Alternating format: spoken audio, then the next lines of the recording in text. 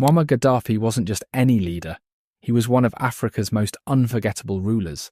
He spent decades shaping Libya and pushing for a bold vision, a united Africa under one government. Love him or hate him, there's no denying he left a mark that still sparks debate today. Even after ruling Libya for over 40 years, Gaddafi wasn't done dreaming. He had massive ambitions, not just for his country but for the entire continent. But his story didn't end the way he imagined. His fall from power wasn't just about politics, it was a tangled web of trust, betrayal, and power struggles. One betrayal in particular shook him the most. It wasn't just any betrayal, it came from someone he deeply trusted, a leader he considered a friend, a country he had shown nothing but love and support for. And in the end, that very same leader turned his back on him. So which country was it? And who was this leader that pulled the ultimate betrayal? The answer: Uganda. And the man who switched sides, none other than Ugandan President Yoweri Kaguta Museveni. Now here's where things get even more interesting. In 2016, Museveni openly criticised the US and the European Union for their role in toppling Gaddafi. He even called out their interference in Libya and the Middle East, arguing that they had no business removing leaders like Gaddafi and Iraq's Saddam Hussein. But if he felt this way, why did he betray Gaddafi in the first place? What changed? To understand that, we need to rewind a bit, back to when their friendship first began, and how things took a turn neither of them saw coming. Gaddafi's bond with Uganda didn't begin with Museveni. It went way back, long before he ever came to power. It all started in the 1970s, during the reign of Idi Amin. Gaddafi wasn't just an ally, he was one of Amin's strongest supporters. Whenever Amin's government faced a crisis, there was always one person who stepped in to help: Muammar Gaddafi. Whether it was military aid, financial support, or political backing, Libya was always there for Uganda. Every time Amin found himself under attack, Gaddafi was the one sending troops, weapons, and resources to keep his regime afloat.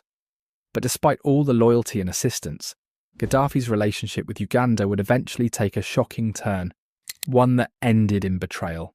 Speaking of shocking turns, if you're enjoying this deep dive, don't forget to hit the like button and subscribe for more fascinating stories. Now, back to the story. By 1979, Idi Amin's time was up. Facing mounting resistance, he was forced to flee Uganda. His first stop, Libya. But even Gaddafi couldn't keep him there for long. Eventually, Amin relocated to Saudi Arabia, where he lived out the rest of his days. With Amin gone, Uganda scrambled to find new leadership. Elections were held in 1980, but not everyone was happy with the results. One man in particular refused to accept defeat: Yoweri Museveni. Determined to take power, Museveni declared the election rigged and launched a rebellion. What followed was a brutal civil war, with Museveni's forces fighting to overthrow the government. But there was one major problem. His army was running out of weapons. Museveni was desperate. He needed help. And fast. His first move, he turned to the US and the UK, hoping they would supply him with arms. But there was a catch. His ties to Gaddafi made Western powers hesitant to get involved. With nowhere else to turn, Museveni made a bold decision. He reached out to the one man who had always supported Uganda, the one leader who had stood by the country for years, Muammar Gaddafi. And just like before, Gaddafi didn't hesitate. He sent military aid, supplies, and weapons. And with that help, Museveni came out victorious. Gaddafi's support didn't stop there. He continued backing Uganda, even during the intense 1986 civil war that cemented Museveni's rule. But little did he know, the same man he had helped rise to power would one day become the very person who turned against him. After Paul Kawanga Semogerere's defeat, Libya stepped in to train Museveni's military forces. That alone was a huge gesture of support, but it didn't stop there. Museveni was so inspired by Libya's intelligence operations that he even named his own secret agency after theirs. That's how much influence Gaddafi had on him. That's how much trust and admiration there was between the two. Gaddafi didn't just see Uganda as another African country, he treated it like his second home. He visited so often that people joked he might as well have been a Ugandan citizen.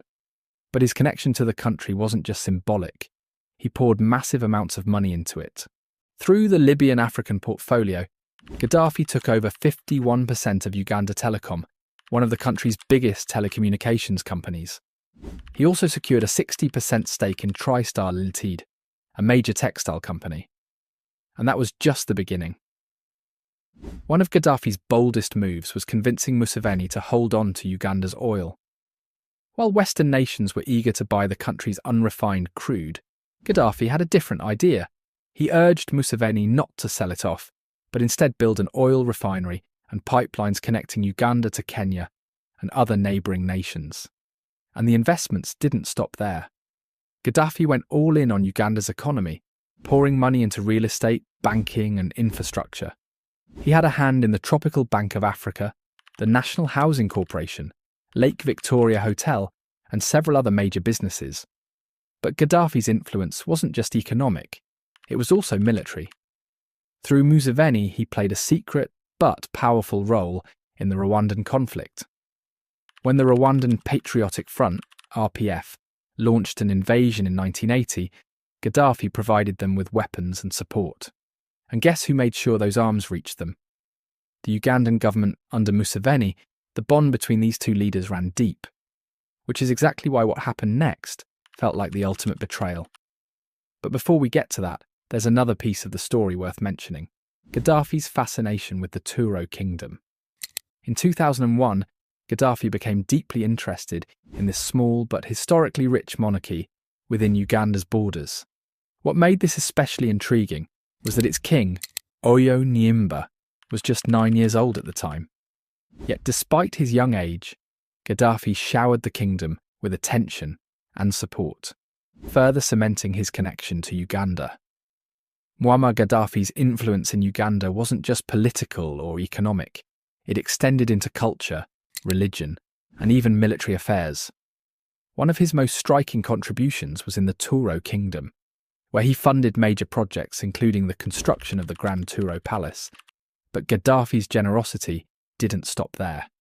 He also left an unforgettable mark on Uganda's Muslim community. His financial support helped build one of the most stunning mosques in the country, a massive structure capable of holding at least 3,000 worshippers. Today it stands as the second largest mosque in East Africa, a lasting testament to his deep involvement in Uganda. His connection with Museveni was just as personal as it was strategic. During his many visits, Gaddafi openly joked with him about staying in power forever. He even questioned why Museveni bothered with elections at all, hinting that he should just rule for life. And it wasn't all talk. Gaddafi backed Museveni in significant ways. He played a direct role in boosting Museveni's influence, even promoting his son in the military, elevating him from captain to major. When it came to Ugandan elections, Gaddafi was right there in Museveni's corner. In both the 2001 and 2006 presidential campaigns, he provided crucial support, helping Museveni secure victory. From the outside, their relationship seemed ironclad, built on trust, loyalty, and years of mutual benefit. But as history has shown, no alliance is ever truly unbreakable. So what changed? What led Museveni to turn his back on Gaddafi after years of unwavering support? To understand this betrayal, we need to look at two major factors: Western interests and Gaddafi's ambitious vision for Africa. If you've ever heard talk of a United States of Africa, chances are Gaddafi's name came up. He was one of the most vocal advocates for a single, unified African government, an idea that sparked both admiration and alarm. Like Ghana's Kwame Nkrumah before him, Muammar Gaddafi was determined to unite Africa under one powerful bloc. In 1989, during a major summit, he managed to convince 45 African leaders to approve the creation of a new organisation, the African Union. This replaced the decades-old Organisation of African Unity and was meant to bring African nations closer together. But Gaddafi wasn't just thinking about unity on paper, he had a much bigger dream: a United States of Africa. His vision: a single African government with one currency and one military, strong enough to stand on its own against global powers. And he wasn't just talking, he put his money where his mouth was, funding roughly 15% of the African Union's budget during his time in power. But not everyone was on board. Western powers saw this idea as a direct challenge to their influence in Africa. And even within the continent, some leaders weren't too keen on handing over any control. A powerful, united Africa meant their individual influence would shrink. Surprisingly, one of the strongest voices against Gaddafi's dream was none other than Yoweri Museveni. Yes, the same Museveni who had benefited greatly from Gaddafi's support. The same leader who had received military aid, financial backing, and political favours from Libya. Despite everything Gaddafi had done for him, Museveni wasn't willing to embrace this vision of unity. But why? What made him turn his back on Gaddafi's plan? For starters, Museveni wasn't about to let go of his own power. He had worked too hard to establish control over Uganda, and the idea of answering to a higher African authority didn't sit well with him. Gaddafi's grand vision might have excited others, but to Museveni, it was a direct threat to his leadership. He spoke about Gaddafi's plans in a careful, diplomatic way, never openly attacking the idea, but also never fully supporting it.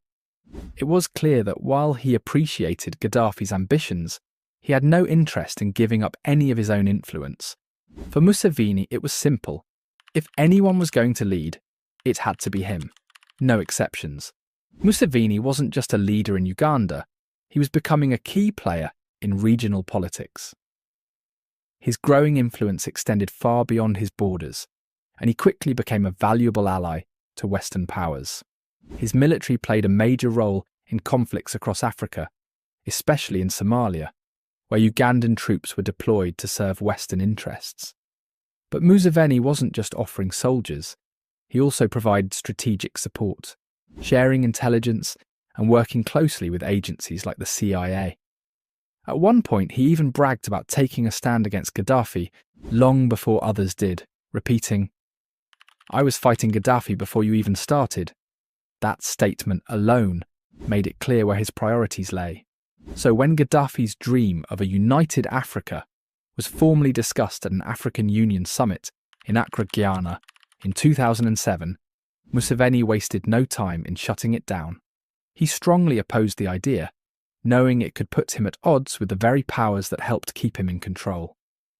Backing Gaddafi's vision would have meant challenging the West, and that was a risk Museveni wasn't willing to take.